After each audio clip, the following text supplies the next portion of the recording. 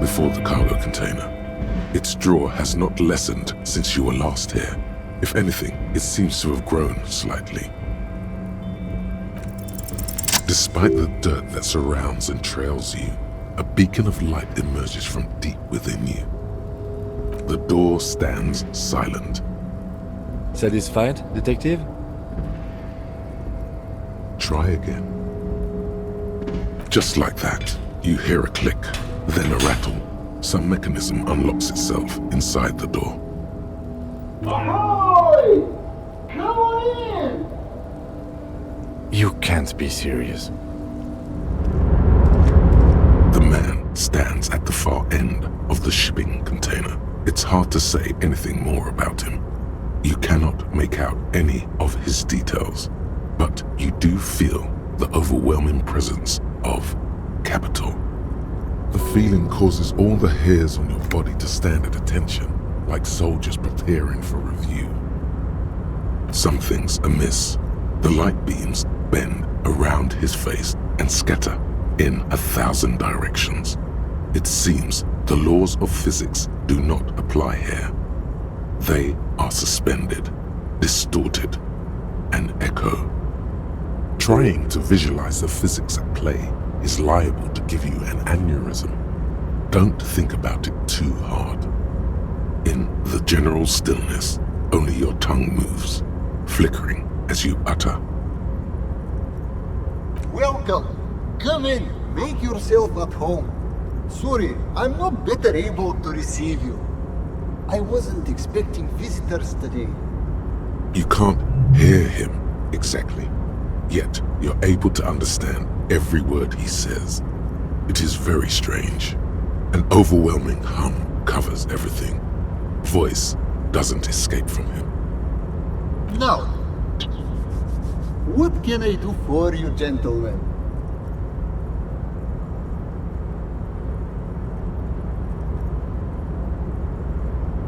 Who am I?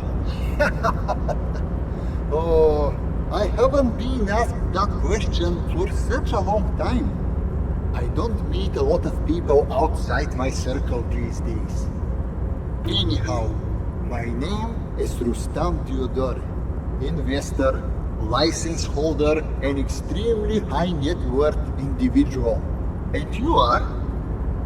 Mr. Theodore, I am Lieutenant Kim Kitsuragi of the RCM, and this is my partner. Pleasure to meet you, Harrier Dubois. I must admit, the name suits you very well. Oh Lord, not this again. Oh, nothing. It's just that we've got this murder to solve, and yet you go around asking everyone about money. And every time I ask, are you sure this is related to the case, you say, sure, Kim, I think it is. And yet, it never seems to get us any closer to solving the case. It's quite alright. I'm used to the question by now. To be blunt, I inherited my fortune from my grandmother, who herself was an extremely high net worth individual back in Grad. All I did was take her fortune and invest it prudently. Believe it or not, it takes more than a bit of skill not to blow a vast fortune on sailing boats, bad choices, and unsupervised state policy.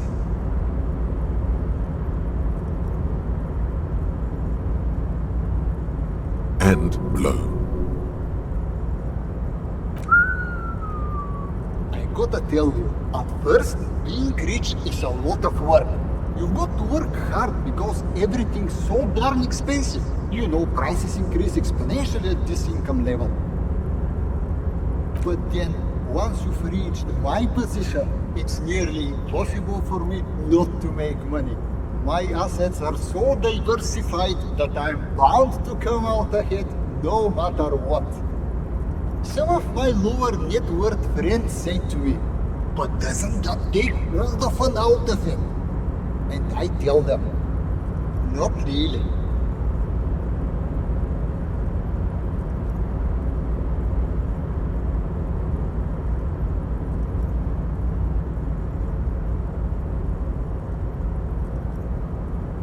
Precisely, Mr. Dubois. You know, I hear people talk sometimes about economic equality and fairness, But tell me, where would we be without liberalism? In caves, walking each other with bombs. A nightmare scenario, a world of slavery and violence. Which brings us back to the essential truth of modernism. Where we are right now, the freedom of mankind can only be derived from the free flow of capital. It is truly, it's almost entirely carefree. It really leaves you time to better yourself spiritually. Hey, all this talk about money has made you lose the thread. What is going on with the light in this place? That's what you need to ask him about. Traveling. This is a great way to get around. It's fun, it's safe, and it gives me lots of time to think. Wouldn't say it's exactly safe now, but financially secure individuals are known adrenaline junkies. By the way, let me now ask you a question. Where are we exactly?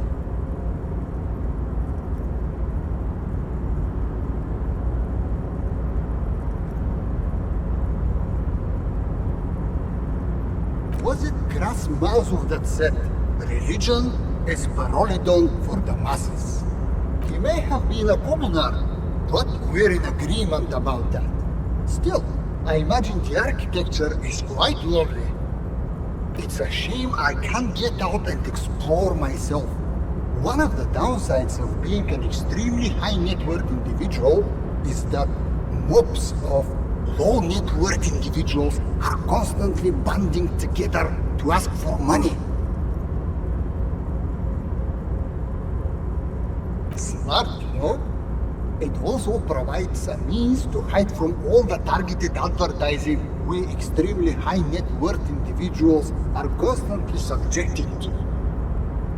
Luxury yachts, high fidelity portable radio systems, fail-proof outerwear, and so on. It just gets a bit middle class after a while.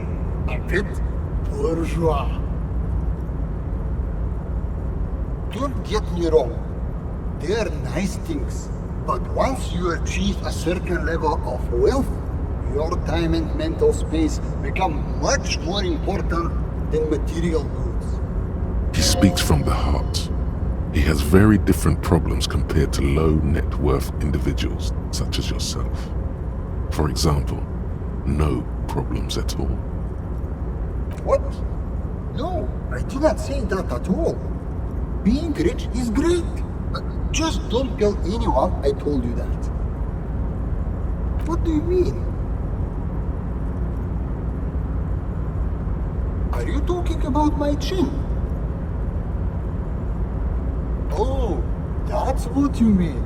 Yes, I've heard of this effect, though I've never witnessed it myself, of course. It has something to do with our Weis-Wiesemann coefficient. It's a statistical thing. In essence, it says that when an extremely low net worth individual meets an extremely high net worth individual, some of the laws of physics cease to apply. Among other things. But calm down. I am but a lowly single-digit billionaire. No, not really. There are actually quite many digits. I see nothing of the sort. To be frank, all I see is a gentleman who's unusually well dressed for Martinez, in a cargo container, which I admit is odd.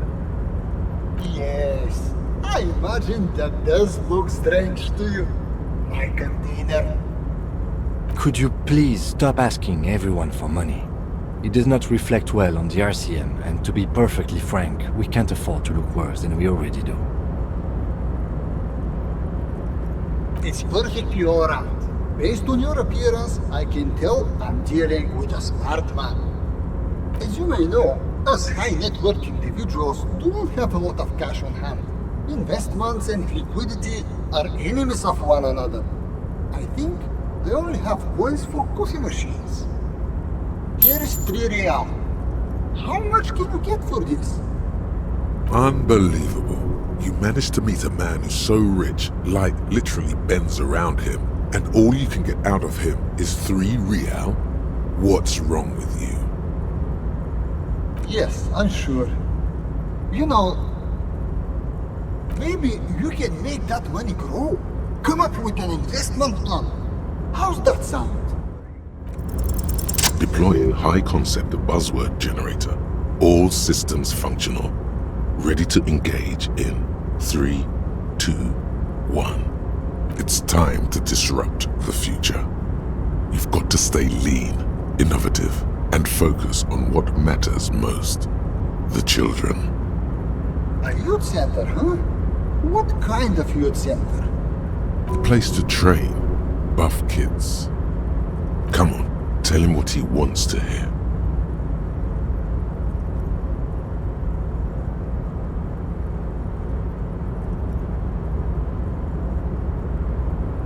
Brilliant!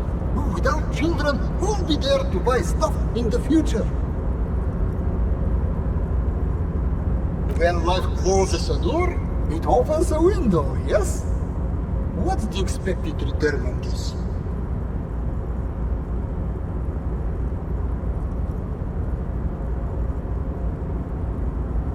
You're deep into ultra-liberal territory now. Good work. Very impressive. You've got a natural eye for unusual investment opportunities. I don't normally do this without a formal pitch deck, but to hell with it. What's the point of being rich if you have to follow all the rules? Here's the round of seed funding. This should be enough to prove out the concept and get things off the ground. Cha-ching! What'll it be? Speed, vodka, cigarettes. Remember, it's not a handout. It's an investment, and I expect to see returns. The lieutenant stands there, dumbfounded. His mouth opens slightly, then closes again. Is he having a stroke? No, I'm not having a stroke. You're just still full of surprises, most of them bad and somber. The lieutenant has granted